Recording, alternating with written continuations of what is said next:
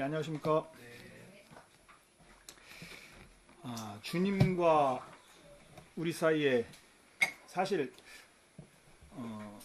예수 그리스도를 찾아보면은 구름 한 점 없는 게 너무 당연한 거죠. 예수 그리스도를 바라보면 그런 말이 대답이 팍팍 나와야 되는데 우리가 우리를 바라보고 사니까 그런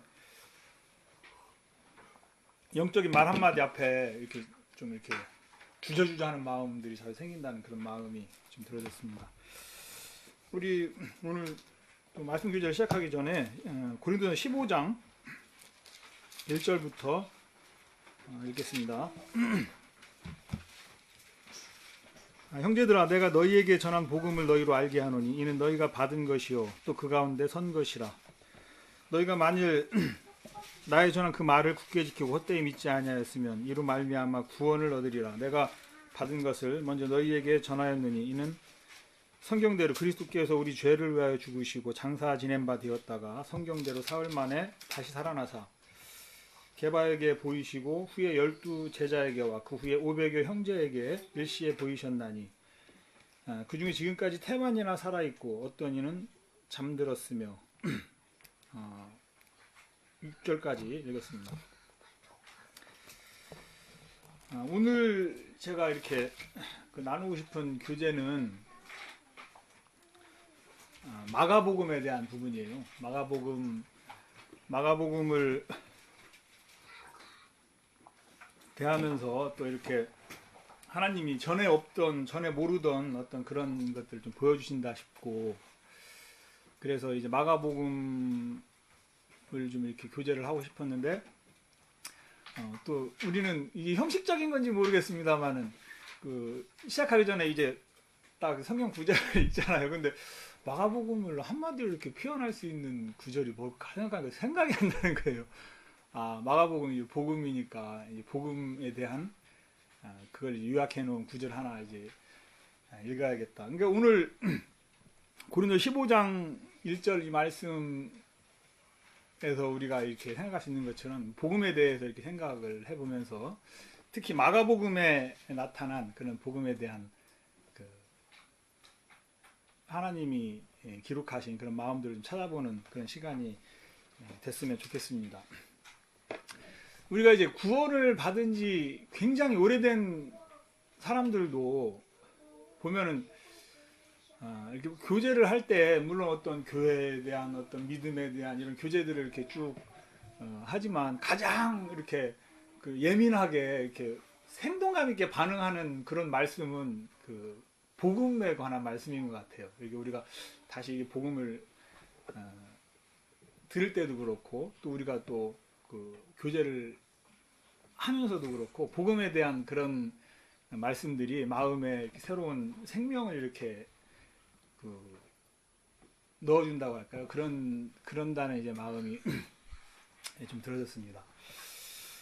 그래서 이제 제가 이제 뭐 하도 이제 잃어버릴만 하면은 이제 이렇게 순서도 잃어버릴만 하면 순서가 돼가지고 또 이렇게 말씀을 전해야 되고 그러다 보니까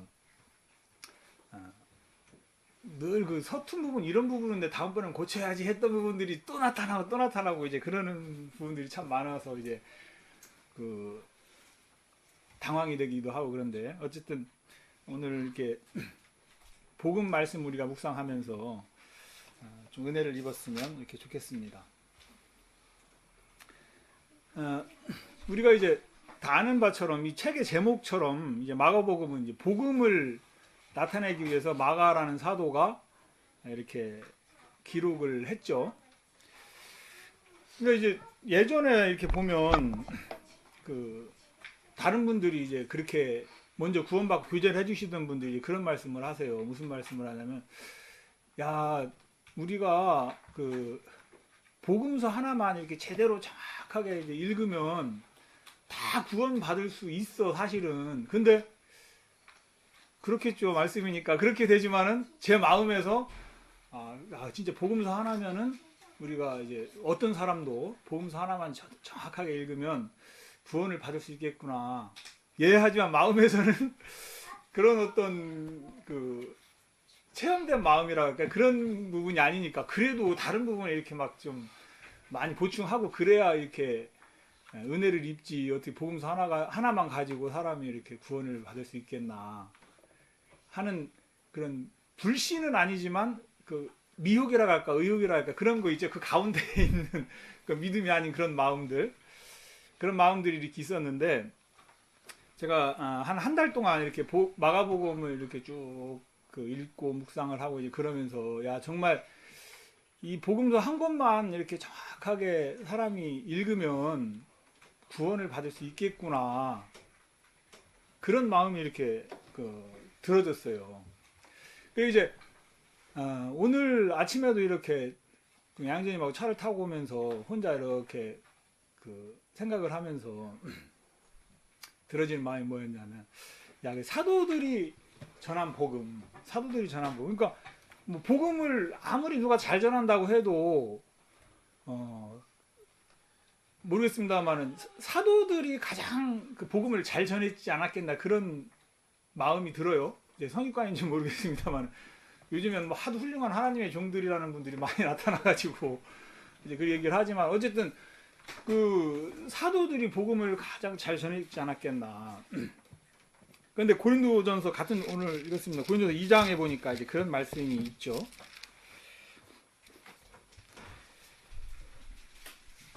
내 말과 2장 4절입니다. 내 말과 내 전도함이 지혜에 권하는 말로 하지 아니하고 다만 성령의 나타남과 능력으로 하여 너희 믿음이 사람의 지혜에 있지 아니하고 다만 하나님의 능력에 있게 하려 하였노라. 사도들이 전한 복음은 지혜에 권하는 말이 아니고 성령의 능력이었다는 거죠. 그래. 사도들이 이렇게 보면 마태 복음서 하나에 보면은 어떻게 보면은요 오늘날 우리들이 전하고 있는 복음에 비해서 굉장히 부족한 부분들이 이제 많아요. 외형적으로 보면 우리는 너무 체계화되고 이론화된 그런 사람들을 구원할 수 있는 그런 말씀들이 참 많지만 복음서에 보면은 우리가 물론 발견하지 못해서 그런 부분들도 있겠습니다만은 그런데 그 사도들이 전하던 그런 복음은 분명히 지혜에 권하는 말로가 아니고 하나님의 능력으로 성령의 능력으로 전파되어졌고 그분들이 정말 그 성령의 능력을 의지해서 복음을 전했겠구나 그런 마음이 먼저 이렇게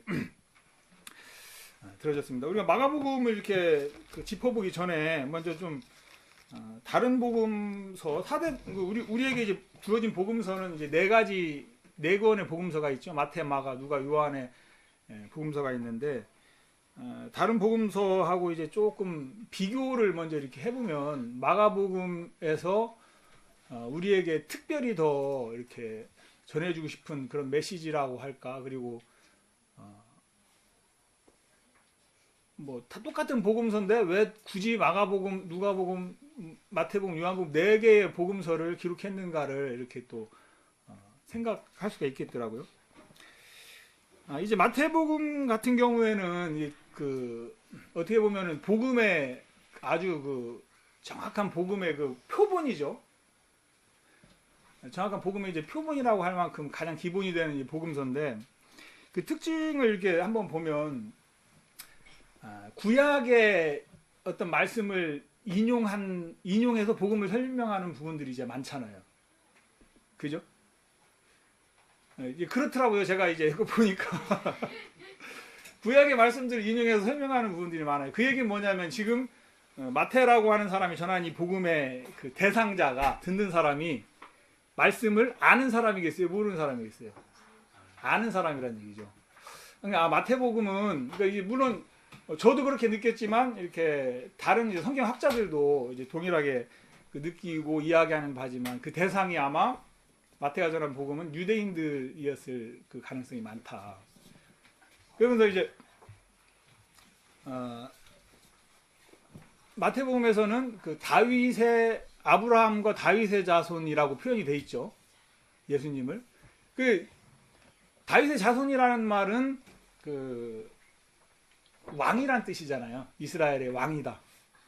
그래 마태복음에서는 예수님을 어떤 그 왕으로 이렇게 표현을 해놓은, 그래서 우리가 어떤 그 왕에 대한 왕 앞에 이제 가져야 될 그런 마음들, 그리고 왕이 우리에게 베푸신 그런 은혜에 대해서 이렇게 설명을 해 놓았고요. 그에 비해서 이제 마가복음 같은 경우에는 그 구약에 대한 인용 부분이 굉장히 없어요. 그죠? 그 얘기는 뭐냐면은 듣는 사람들이 그 말씀을 아는 사람일 것이다, 모르는 사람일 것이다, 모르는 사람일 것이다, 이렇게 사람들이 얘기를 하면서 아마 이방인들을 대상으로 이 마가복음서가 쓰여졌을 것이다라고 이야기하는 부분들이 있고, 이제 누가복음 같은 경우에는 그 마태복음하고 어떤 흐름이 굉장히 이렇게 어떻습니까? 비슷하죠. 우리가 그 복음서를 공관복음이라는 표현으로 이렇게 분류를 하는데, 공관복음이라고 하면 이제 공통적인 그 관점을 가지고 쓰여진 복음서다. 그래서 마태, 마가, 누가 이 세 개의 그 복음서를 그 동일한 관점, 그러니까 공통된 관점에서 이렇게 복음을 기록했다. 이렇게 해서 이제 공관복음이라고 이야기를 하고, 그렇기 때문에 어떤 그 스토리의 진행이나 예화의 순서 이런 것들이 거의 사실 비슷해요. 비슷한데 특히 이 마가복음만의 그 특징이라고 하면,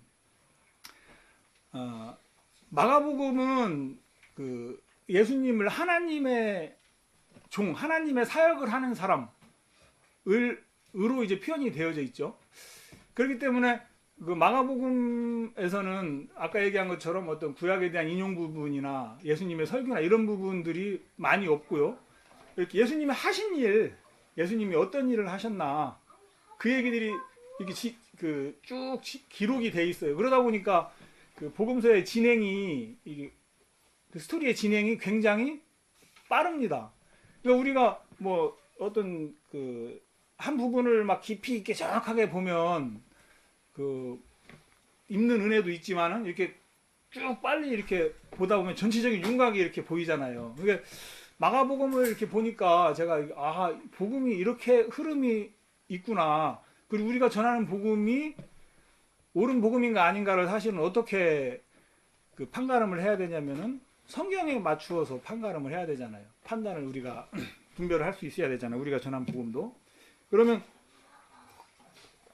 참 감사한 것이, 우리가 알고 우리가 전하는 이 복음이 어떤 이 복음서의 흐름하고 정확하게 정말 그 일치한다는 거죠. 문제는 뭐냐면 제가 아는 복음은 너무 뭐랄까 이론적인 게 많다. 진짜 능력으로 전해져야 되는데 너무 이론적인 게 많다. 이론이라는 거 없이도 그냥 예수님의 하신 일만 쭉 이야기하면서도 이렇게 정확하고 명쾌하게 복음을 나타낼 수 있는데, 우리는 그 신구약을 막 오가면서 막 그 신약 전설을 막 오가면서 막 그렇게 이제 많은 이론을 가지고 있잖아요. 이제 그런 부분들이 좀 이렇게 생각이 되어졌고, 요한복음을 우리가 이제 공관복음하고 달리 이렇게 표현을 하는 이유는 다른 세 개의 복음서는 예수님이라는 분을, 예수님이 그 하나님에게서 온 그런 그 하나님이 보내신 구원자다. 누구다? 하나님이 보내신 구원자다 하는 부분을 설명하기 위해 무진장 애를 쓰고 있는 모습이 보여요. 그거를 설명하기 위해서 구약 말씀도 인용을 하고, 예수님이 이적을 일으키고 뭐 귀신을 쫓아내고 이런 부분들도 사실은 다 뭐냐면은 예수님이 하나님이 우리 인류를 위해 보내신 메시아다라는 사실을 읽는 사람들, 듣는 사람들에게 전해주기 위한 부분이잖아요. 그런데 요한복음은 이제 좀 다른 관점으로 이제 쓰여졌기 때문에 그런 부분이 없죠. 그런 부분이 없고,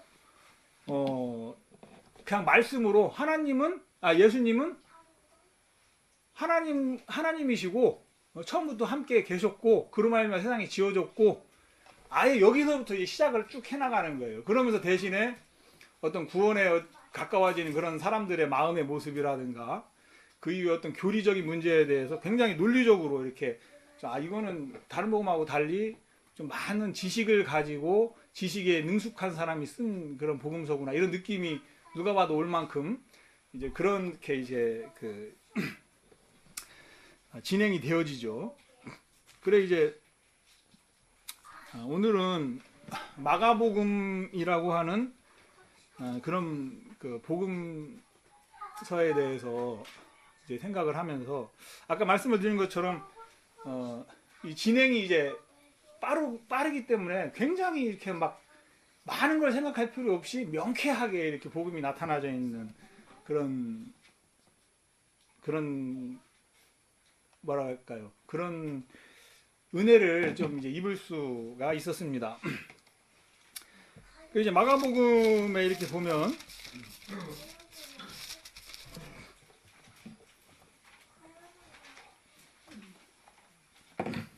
아까 말씀드린 것처럼 뭐 마태복음이나 저희 누가복음에는 예수님의 출생에 대해서 그리고 막 그 예수님의 조상들에 대해서 막 이렇게 막 설명이 되어 있지만 마가복음에는 그런 부분이 이제 빠지고 세례 요한이 예수님을 하나님의 어린 양이라고 그렇게 증거하는 그런 부분에서부터 그냥 간략하게 그 예수님을 하나님이 보내신 메시아라는 그런 그 메시지를 전달을 하면서 어떤 그 예수님의 삶에 대한 그런 부분들이 계속 이제 기록이 되어져 있습니다. 근데 이제 그 본론으로 들어가기 전에 그 모든 그 성경, 그러니까 복음서에 보면 그 세례에 대한 부분하고 그리고 시험을 받으시는 그 예수님에 대한 부분들이 이제 기록이 되어져 있죠. 아까 얘기한 세례 요한의 부분하고 그 네 개 복음서에 이제 그 복음서가 비슷비슷한 것 같지만 네 개 복음서에 동일하게 기록되어져 있는 내용은 사실 몇 개가 안 돼요. 비유들도 되게 보면 2개나 3개 이렇게 기록되고 하나는 이렇게 쏙 빠져 있는 경우가 많은데 이 4개에 이제 동일하게 다 이렇게 기록되어져 있는 그런 이야기가 이제 세례 요한에 대한 이야기들, 그리고 이제 세례에 대한 이야기, 그리고 이제 시험에 대한 이야기가 요한복음에는 빠져 있어요. 마태, 마가, 누가에, 공관복음에는 시험에 대한 이야기가 나오는데 요한복음에는 시험에 대한 이야기가 안 나오죠. 그러니까 세례 요한은 그 예수님이 하나님이 보내신 메시아라는 사실을 증거하기 위해서 그 하나님이 보내신 사람이잖아요. 여담으로 좀 재밌는 얘기 하나 하면 그 제가 우리 애들하고 성경 공부를 하면서 그 성경 구절을 하나 딱 읽었거든요. 요한복음 1장 6절입니다. 5절부터 읽으면 빛이 어두움에 비치되 어둠이 깨닫지 못하더라. 하나님께서 보내심을 받은 사람이 났으니 이름은 누구예요? 요한이죠. 근데 얘들이 예수라 이러더라. 왜 얘기를 했냐면 그 하나님이 보내신 사람이 예수라는 사실은 이제 누구든지 이제 쉽게 이게 받아들이고 이제 기억을 하고 이제 그러는데 요한도 하나님이 보냈다는 사실을 그 잊어버릴 때가 이제 많다는 거죠. 그래서 이제 우리 애들이 이 2절만 딱 읽으니까 빛이 어두움에 비치되 어두움이 깨닫지 못하더라. 하나님께로서 보내심을 받은 사람이 났으니 이름은 예수라 이렇게 딱 자신 있게 이제 그러더라고요. 요한이라고 이제 그러면서 거기서부터 또 쭉 이제 복음을 한번 설명을 할 수가 있었는데요. 그 뜻이 이제 그 세례 요한은 예수님을 증거하기 위해 하나님이 보내신 사람이기 때문에 네 복음서에서 그 세례 요한에 대한 얘기가 다 나오고 세례에 대한 이야기도 네 복음서에 동일하게 나오죠. 왜냐하면은 세례를 통해 뭐 그게 이제 뭐 안수의 의미가 있느냐 없느냐에 대해서 이제 많은 논의가 있고 막 그렇습니다만 그건 이제 접어놓고 분명한 거는 뭐냐면 세례를 통해서 예수님의 공생애가 이제 시작이 되잖아요. 예수님의 이제 하나님이 보내신 종으로서의 사역이 세례를 통해서 이제 시작이 된단 말이에요. 그렇기 때문에 이제 세례에 대한 그런 부분이 네 개의 그런 복음서에 다 나타날 수밖에 없고 이제 이 어떤 예수님의 시험에 대한 부분도 요한복음에 나타났지 않습니다만 복음을 설명하기 위해서 꼭 이제 필요한 이유가 하나님의 일을 하는 사람과요, 사단의 일을 하는 사람과 그 구분을 어떻게 짓습니까? 이것도 굉장한 그 복음을 전하는 사람들, 그리고 어떤 믿음의 삶을 살아야 되는 사람들에게 중요한 문제라고 생각을 하는데, 하나님의 일을 하는 사람과 사단의 일을 하는 사람의 기준을 어떻게 짓습니까? 아, 저 사람은 지금 사단의 일을 하는 사람이야. 어떤 사람은 자기하고 생각이 다르면 다 사단의 일을 한다고 그러는. 성경적으로 이제 그 사단의 일을, 하나님의 일을 하는 사람의 가장 표본은 누구예요? 예수님이라고 저는 믿거든요. 그 예수님이 세례를 받으셨으면 하나님의 일을 시작을 해야 되는데, 하나님의 일을 시작을 한 게 아니고 가장 먼저 어떤 일을 합니까? 광야에 가서 시험을 받으시는 그런 일을 하시죠. 그런 그 과정을 거치시는데, 이거는 하나님의 일을 하기 위해서는 시험을 말씀으로 통과한 사람만이 하나님의 일을 할 수 있다라는 메시지로 저는 이제 그 받아들여져요, 분명하게. 어떤 분이 교제를 하다 보니까 성경에 나와 있는 그 여기다는 표현이 있죠. 여기다는 표현에 대해서 굉장히 고민을 이제 많이 하시던데, 그래서 제가 이제 그런 얘기를 했거든요. 여기다라는 표현, 그거 어렵게 생각하실 거 하나도 없습니다. 성경에는 믿음을 표현하는 단어가 여러 가지가 있죠. 예수 그리스도 안에 있다. 내가 예수 그리스도를 믿는다. 그리고 뭐 로마서의 그런 표현들처럼 내가 죽은 자로 여긴다. 이런 여긴다. 여긴다. 예수 그리스도 안에 있다. 믿는다. 이 말은 다 동일한 것으로 이해하십시오. 네, 그렇게 말씀을 드렸거든요. 그래서 사실 또 이제 그래요. 네. 그 이제 다 동일한 그런 표현인데, 이게 좀씩 표현이 이렇게 다르게 되어져 있는 거죠.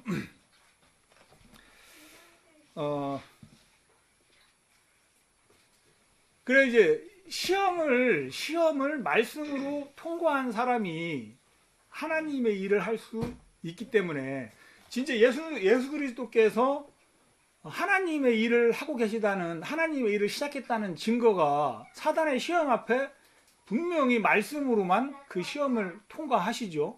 그 다음에 예수님은 복음을 전파하는 일을 하시고 어떤 이적을 나타내는 일들을 이렇게 시작을 하시는 겁니다.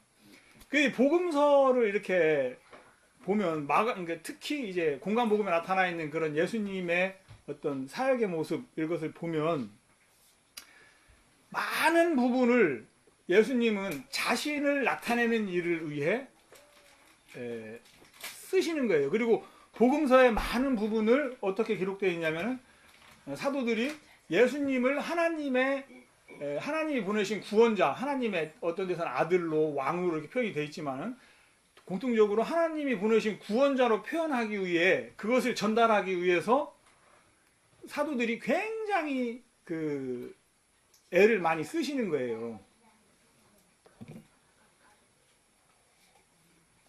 왜냐면은 그 믿음의 관계라는 거는 상호작용이잖아요. 그죠? 믿음의 관계라는 건 상호작용이거든. 한 사람이 아무리 하나님의 보내신 구원자로 와서 아무도 모르게 죽어갔어요. 아무도 몰라. 왔었는데 아무도 몰라. 그게 무슨 의미가 있습니까? 아무 의미가 없잖아요. 그러니까 예수님은 자신의 구원의 사역을 이루고 나타내시기 위해서 맨 먼저 하셔야 될 일이 뭐였냐면, 나는 하나님이 보내신 구원자라는 사실을 나타내야 되는 거예요, 인류 앞에. 그리고 그것들을 이렇게 구체적으로 해나가기 위해 세례요한의 증거도 필요하고, 구약의 말씀도 필요하고, 또 예수님 본인이 행하신 많은 이적들도 이렇게 필요하죠.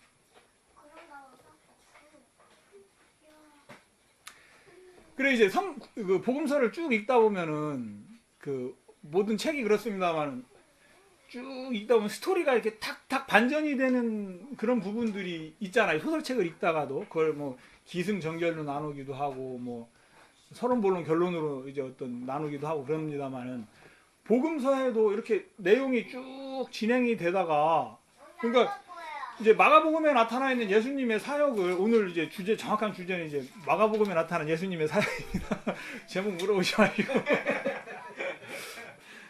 마가복음에 나타난 예수님의 사역을 이렇게 살펴보면 가장 먼저 이제 뭐냐면 자신을 드러내는 일을 예수님이 직접 하세요. 나는 하나님이 보내신 너희를 구원하기 위해 하나님이 보내신 구원자, 자신을 나타내는 일들을 하신단 말이에요, 예수님이. 그리고 그게 이제 한번 탁 반전이 되면서 이제 그 예수님이 하시는 그 말씀이나 어떤 그 비유나 이런 내용들이 바뀌죠. 그러면서 또 이렇게 되다가 제가 보니까 한 두 군데 정도 이제 큰 이렇게 변화가 있다 싶은 모습이 이렇게 보이더라고요. 예수님의 사역 본론을 제목을 얘기했으니까 그 얘기가 훨씬 쉬운데 그 이제 마가복음에 나타난 그 예수님의 사역은 크게 세 개로 이렇게 나눠봤습니다. 제가 물론 더 나눌 수도 있고 뭐 그렇겠습니다만 자신을 드러내는 사역을 하셨단 말이에요. 예수님은. 또 하나는 뭐냐면은 제자 훈련에 대한 부분이 마가복음에는 다른 복음서하고 비교할 때 더 많이 나타나요. 왜냐하면은 그게 이제 예수님의 사역의 중요한 부분이었기 때문이겠죠. 그래서 제자들을 모으고 제자들을 훈련하고 이런 부분이 다른 복음서에 비해서 굉장히 짧은 그 복음서임에도 불구하고 제자 훈련에 대한 그런 부분들이 이제 많이 나타나요. 마가복음에. 그리고 진짜 핵심이 되는 중요한 예수님의 사역은 구원의 사역이죠. 예수님 십자가에 가셔서 피 흘려 돌아가심으로 죄를 사하시고 다시 부활하셔서 의롭게 하신, 우리를 의롭게 하신 그 세 개의 부분으로 이렇게 내용이 좀 이렇게 그 나름대로 정리를 해 보았습니다만은 이제 정말 우리가 마가복음 성경을 한 장 한 장 읽어가면서 우리는 제가 정말 그 예전에 내 성경을 잘 못 읽었구나 그런 마음들이 이렇게 분명히 들어졌던 게 이제 뭐냐면요. 자, 마가복음에 보면 여기 뭐 귀신을 나가게 하는 예수님의 모습도 나오고요. 뭐 문둥병자를 고치시는 그런 예수님의 모습도 나오고요. 그러면 우리는 그 예수님의 이적을 보면서 어떻게 읽냐면은 이게 무슨 뜻일까? 아, 나병 환자, 이건 죄로 인해서 정말 더러워진 우리 인간의 모습, 나의 모습이로구나. 이것을 예수님이 깨끗하게 하셨구나. 예수님은 벌써 복음서는 복음 설명도 안 했는데 복음 다 예? 좀 문제가 뭐 그 나중에 다시 읽을 때 그런 것까지 오는 그런 거야 이제 저기지만 우리가 하나하나 좀 이렇게 처음부터 신앙 처음 하려고 다시 하려고 모였으니까 처음부터 이렇게 짚어가 보면 내가 이거를 깨달아야 되는 게 아닌데 이거는 너무 앞서가는 건데 그런 마음이 드는 거예요. 그러면 예수님이 지금 예수님은 너무 고차원적이면 우리 좀 이제 불경스러울지 모르지만 무당을 칩시다. 무당이 막 병을 낫게 했어요. 예? 무당이 막 그 귀신이 그 큰 무당이 작은 귀신 쫓아내잖아요. 그래 했어요. 그러면 보는 사람들이 무슨 느낌을 갖습니까? 맨 먼저 무슨 느낌을 가질 것 같아요? 용하다. 또 야, 저 진짜 힘들렸네. 저 진짜 무슨 큰 귀신이 같이 하고 있네. 그 느끼잖아요. 우리가 예수님이 귀신을 나가게 하시고 진짜 성경에 수천 년 이스라엘 역사 가운데 아무도 문둥병을 낫게 한 사람이 없는데 문둥병을 낫게 하시고 그런 어떤 그 큰 이적들을 우리는 늘 대하는 이적이니까 별로 느낌 없이 이렇게 보지만 그런 이적을 딱 본다면 우리는 마음에 뭐를 느껴야 되냐면 야, 저분 하나님이 함께 하시는 분이네. 그 마음을 맨 먼저 가져야 되지 않겠습니까? 저분 하나님이 보내신 사람이네. 그 다음에 어떤 그 우리가 다시 성경을 그렇게 쭉 좀 받고 다시 돌아와가지고 야, 이거는 진짜 죄로 인해서 더러워져서 아무 쳐다보지 않는 그런 우리의 모습이로구나. 이런 거를 이제 느끼면서 이제 그 마음의 깊이를 영적인 깊이를 더해 가야 되는 건 맞는 이야기입니다만은 우리가 맨 먼저 야 진짜 예수님은 하나님이 보내신 구원자이기 때문에 이런 일들을 행하실 수 있었구나. 이런 마음 없이 막 그 성경의 어떤 설교 책이나 설교 말씀을 들어서 막 지식의 분량을 늘려가는 그런 그 신앙을 저도 오랫동안 했다는 그런 모습들이 근래에 이제 좀 비춰졌거든요. 내가 정말 깨달아야 될 것은 그게 아닌데, 예수님이 하나님이 보내신 구원자고 하나님의 아들이기 때문에 하나님의 능력이 예수님을 통해 이렇게 나타나는구나. 그 믿음이 분명히 오면 예수님의 말씀을 믿음으로 받아들일 것이고요. 예수님이 행하신 성경의 말씀들을 믿음으로 받아들일 수 있을 거 아니에요. 근데 우리가 이제 믿음 쪽으로 자꾸 우리의 마음이나 이런 것들이 진행이 되어져야 되는데, 그렇지 못한 부분들이 이렇게 좀 보여줘서 좀 말씀을 드렸고요. 그 자신을 드러내는 그런 예수님의 사역은 어디까지 이제 계속 되어지냐면은, 물론 끝까지 계속 되어집니다만은, 그 자신을 드러내는 예수님의 사역이 나타나는 그런 부분은 이제 어디까지냐면은, 누군가가 예수님이 하나님이 보내신 메시아라는 사실을 알고 믿게 됐을 때까지 일단 계속 돼야 될 거 아니에요. 그게 어디입니까? 그게 어디예요? 그게 어디까지 같아요? 그 제자 중에 누가 딱 대답을 하잖아요. 막 기가 막히게 한마디에 대답을 하잖아요. 베드로가 내가 누구라 하더냐 예수님이 물으니까 주는 그리스도이시오 살아계신 하나님의 아들이니이다.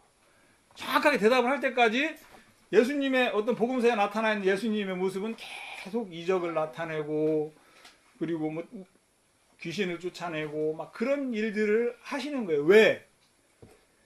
예수님의 죽음을 의미 있게 만들고 우리처럼 예수님이 돌아가신 이후에 태어나는 사람들이 구원을 받게 하기 위해서는 누군가는 이스라엘 땅의 어떤 목수의 아들이 왜 그 젊은 나이에 죽어가야 했는가를 알고, 그 의미를 알고 전파를 해야 되기 때문에 예수님은 그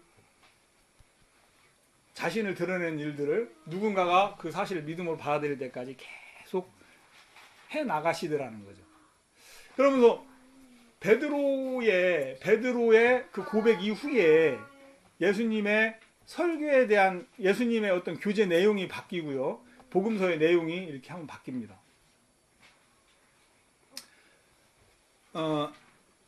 그러니까 베드로가 그 고백을 한 이후에 예수님은 자기의 죽음과 부활에 대한 설명을 시작하기 시작해. 그 아무 때나 하는 게 아니고 다 때가 있더라고요. 그러니까 다 때가 돼서 기다리시고 그때까지 가르치시고 이끄셔서 하지.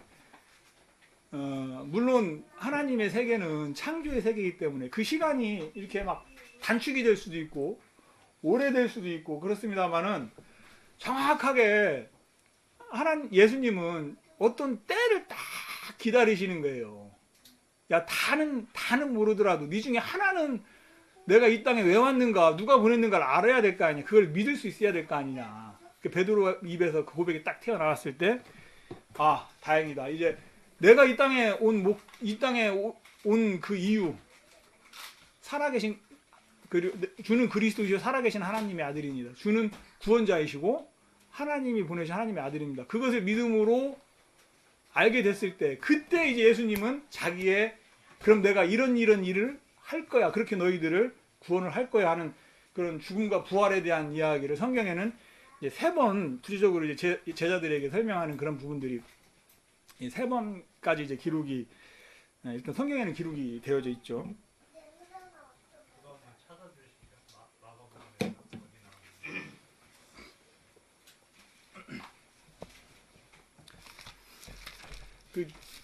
내가 이거 찾아보지 못했는데 근데 3번까지 내가 이게 안 찾은 게 아니고 이 핑계가 아니고요. 어제 밤에 제가 좀 바쁘지 않습니까? 굉장히 바쁜 사람인데 컴퓨터에 베드로가 그 고백한 내용을 한번. 아, 베드로 고백이요? 네. 그게 재밌다.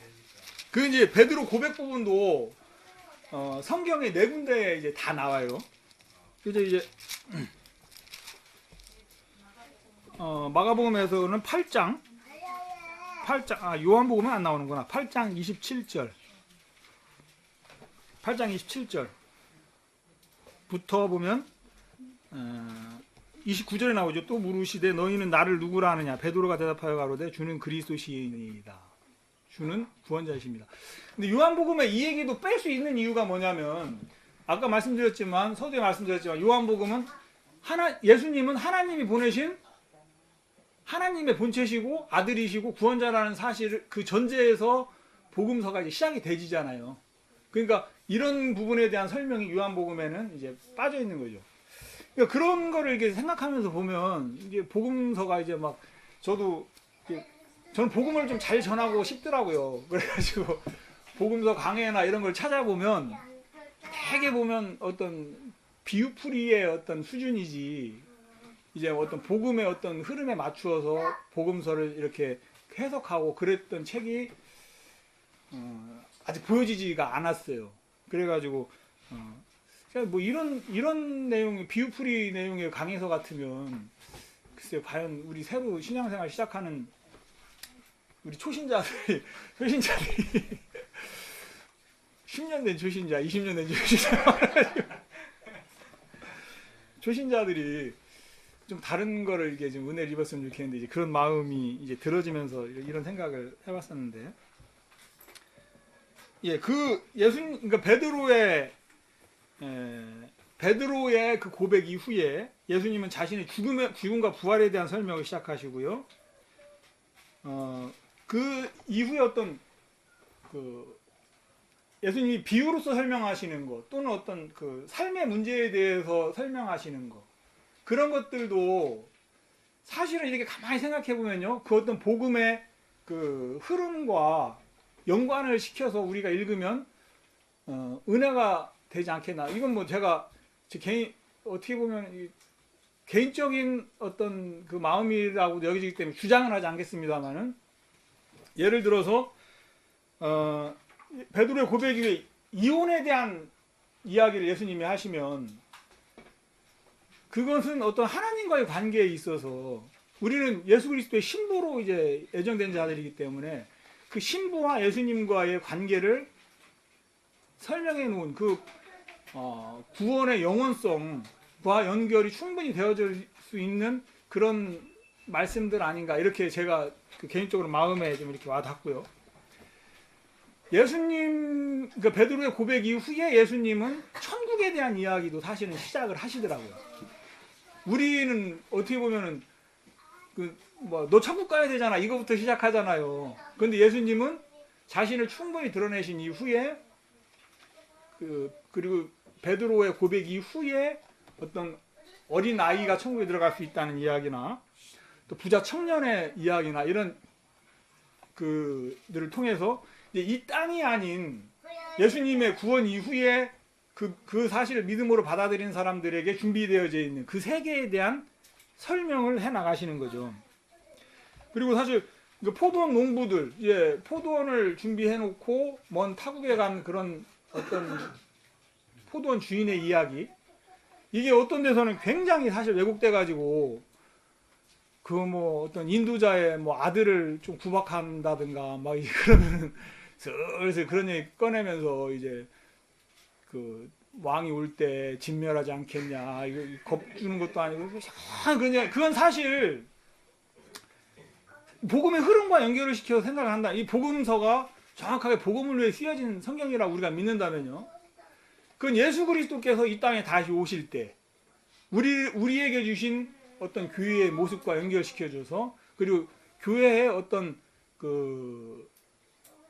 뭡니까 지킴이라고 해야 됩니까? 갑자기 단어가 생각이 안 나는데 그런 역할을 주신 그 예수님에 대한 청지기의 역할을 주신 그 우리들에 대한 하나님의 마음을 이게 표현했다고 우리가 이해해야 되는 거 아닌가. 어떤 삶에 대한 문제가 아니고요, 이건.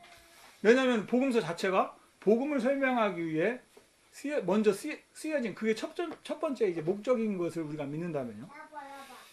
그리고 이제 그 부활이나 그리고 어떤 그 종말에 대한 이야기까지도 다 이제 예수님이 베드로의 고백 이후에 이제 설명을 해 나가시죠.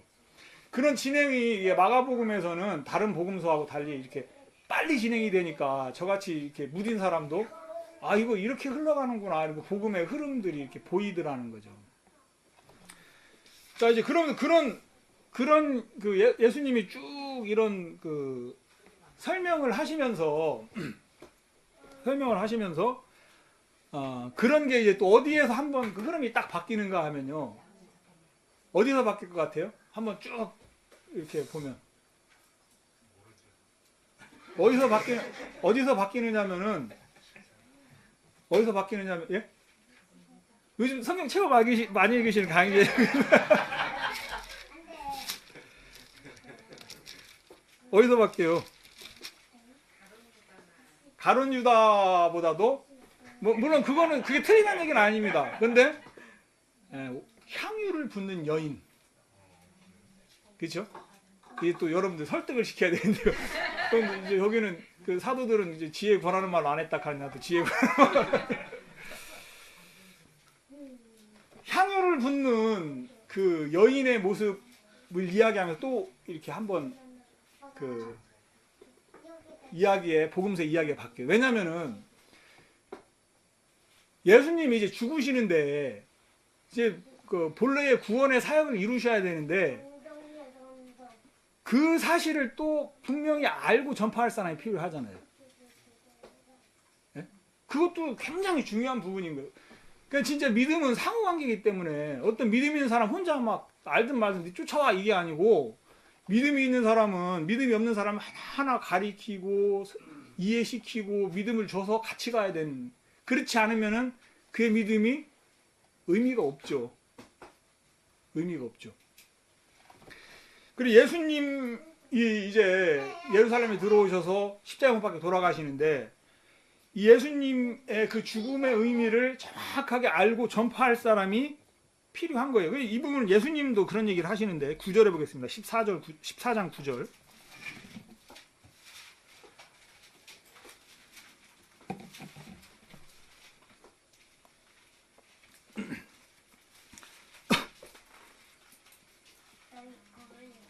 (14장 9절에) 보면 내가 진실로 너희에게 이르노니 온 천하에서 어디서든지 복음이 전파되는 곳에는 이 여자의 행한 일도 말하여 저를 기념하리라 하시니라. 그러니까 복음이 전파되기 위해서 예수님의 죽음의 의미를 정확하게 아는 사람이 필요하고 또 다음에 복음이 그 아는 그 여인에 의해서 복음이 전파되겠죠. 그럼 다음에 또 복음이 전파될 때 그 여인에 대한 이야기가 이렇게 또 전파될 수밖에 없죠. 너무 당연한 이야기고요. 우리를 통해서 이제 사람들이 복음을 받아들이고 구원을 받고 하면은 그 예전에 그 성내동에 그 작은 지하방에 모여서 형제 자매들이 참 이렇게 기도하고 그랬던 이야기가 전파될까요? 안 될까요? 전파되죠? 어제 어떤 분을 만났는데 그 새를 한 마리를 이렇게 상자에 이렇게 갖고 계시더라고. 그래서 무슨 새입니까? 까치인데요. 이 까치가 나무에 떨어져서 지금 다쳤대요. 그런데 이제 그 어미 까치가 나무에서 막 계속 며칠 울어대더니 자기 사무실 앞에 그 까치가 이제 떨어져 있는데, 그러니까 어미가 막 저렇게 찾는데 가져가기가 또 그렇잖아요. 그런데 이 사람이 가만히 생각해 보니까 들고양이도 많고 요즘에 분명히 잡아먹히겠더라고요. 다쳐갖고 날지를 못하니까. 그래가지고 이제 살려주려고 이제 그 까치를 가져가면서 이 사람 마음에 소망이 딱 들어있어요. 이 까치가 그 건강해져서 자연으로 돌아가서 이제 새끼를 낳고 또 이제 막 새끼가 될 거 아니에요. 그런 소망이 딱 들때, 근데 그 소망이 저한테 전달이 되는 거죠. 야, 복음도 이제 저런 거, 저거보다 훨씬 더 귀중한 걸 수도 있는데, 야, 진짜 너무 자주 이렇게 잊고 산다 싶은 그런 마음이 이렇게 들었습니다만, 우리가 이렇게 진짜 복음을 전하고 그래서 많은 사람들 구원을 받고 이제 그러면 우리에게 복음을 전해줬던 그 사람들이 예전에 이렇게 모여서 기도하고 신앙생활 했다는 이야기가 전해질 걸 생각하면 왠지 좀 뭐 야릇하잖아요. 좀 감사하기도 하고 이제 그렇습니다. 그리고 그 정확하게 예수님의 죽음과 그 의미를 아는 사람이 딱 나온 사실을 예수님이 확인하고서 십자가에 가시는 거죠. 그죠?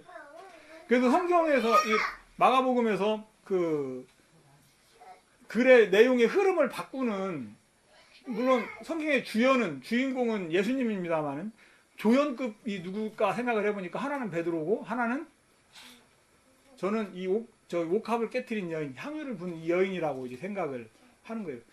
하나님이 굉장히 공평하신 게 하나는 남자로 하나는 여자로 철저히 남녀 평등이죠. 공평한 우리 자매님들 다 믿음으로 사셔서 복음이 전파되는데 기록이 됐으면 참 좋겠습니다. 그래서 예수님께서 십자가에 못 박혀 돌아가심으로 그 흘린 피가 담불에 적혀져 있는 우리의 죄를 가리워서 우리가 이제 법률적으로 하나님의 법에 법률적으로 의로워지는 그런 은혜를 입는 거죠. 우리의 공로가 아니고 예수님의 공로로 의로워지는 그런 은혜를 입는 겁니다. 이제 오늘 그 예수님의 사역을 이렇게 생각을 하면서 왜 예수님의 사역을 전체적으로 우리가 한번 생각해 볼 필요가 있나. 그 이유는 복음을 전하기 위해서 필요합니다만은 이게 무엇하고 연결이 되느냐면은 오늘날 이제 예수님을 대신하는 것은 뭡니까? 오늘날 우리 교회죠. 성령의 인도를 받는 우리 교회가 예수님의 몸이 돼서 예수님의 사역의 바톤을 이어가야 되는데 이런 오늘날 교회에 있어서의 성령의 사역도 그 예수님의 사역과 어떤 같은 맥락에서 그 이루어져야 된다고 이제 믿는 마음이 있거든요. 그럼 이제 예수님의 사역과 이제 비교를 해서 다시 우리 오늘날 이제 교회가 이제 가야 될 교회의 어떤 그 사역의 흐름을 이제 보면 아까 말씀드렸다시피 예수님의 사역은 하나가 예수님이 그 하나님이 보내신 구원자인 사실을 드러내셔야 된다고 했죠. 교회는 하나님의 교회는 분명히 우리 모임이 우리 교회가 하나님께서 역사하시는 하나님께서 기뻐하시는 하나님께서 함께 하시는 그런 교회인 사실을 드러내야 되는 거더라고요. 그래야 물론 뭐 어떤 사람은 죄인이 전에도 감옥에서 죄수가 전에도 구원 받더라. 뭐 세례요한이 뭐 죄가 딱 해도 이제 구원을 받더라. 뭐 제 주위에서는 전 본 적이 없기 때문에 이제 모르겠습니다만은 뭐 그렇게 얘기하는 분도 있지만은 우리가 이제 초신자의 마음으로 들어가서 진짜 우리의 어떤 그 하나님의 교회고 하나님 함께 하시는 그런 모임이라는 사실을 나타내기 위해서 우리는 복음도 전해야 되는 거고요. 그리고 생명이 태어나는 그런 역사도 있어야 되는 거고요. 그리고 어떤 예수님께서 행하셨던 많은 그런 그 은혜의 간증들, 병이 낫고 귀신이 나가고 그런 치유를 받는 은혜의 간증들도 교회 안에 있어야 맞는 거잖아요. 그리고 우리 개인의 어떤 삶도 아까 어떤 뭐 뉴질랜드 어떤 교회가 그 교회 초청하기 위해서 뭐 와인 파티를 한다고 하는데 왜 술 안 먹던 사람들이 전도하려고 술을 먹냐고. 이거 보면 술 먹던 사람도 예수님이 술을 끊어야 되는데 이게 참 그렇죠. 그 하나님이 함께 하시는 교회인 모습을 나타내기 위해 우리의 삶도 하나님 앞에 더 정결해져야 되는 거죠.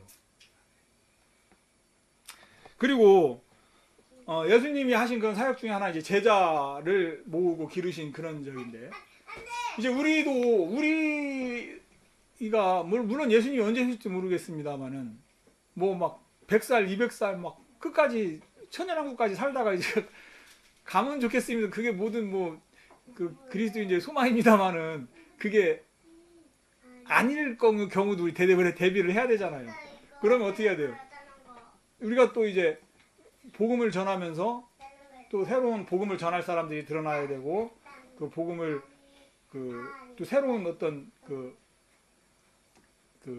영적으로나 육적으로 어린 자들이 이렇게 또 교육을 받아서 이 바톤을 이어받을 수 있게 해야 되는 게 이제 그것이 이제 오늘날 성령이 사역하는 교회의 바른 모습, 하나님이 기뻐하시는 모습이다 싶은 마음이 이렇게 들어지고 예수님이 자신의 죽음으로 복음을 전파하셨듯이 우리는 그 첫째로 예수님이 그 죽음으로 복음을 이루신 구원을 이루신 그 사실을 또 우리는 전파해야 되고 그런 희생의 마음 자기를 위해 로마서 11장에 그런 말씀이 있죠. 그리스도의 삶은 자기를 위해 사는 삶이 아니고 남을 위해서 사는 삶이 되어야 된다.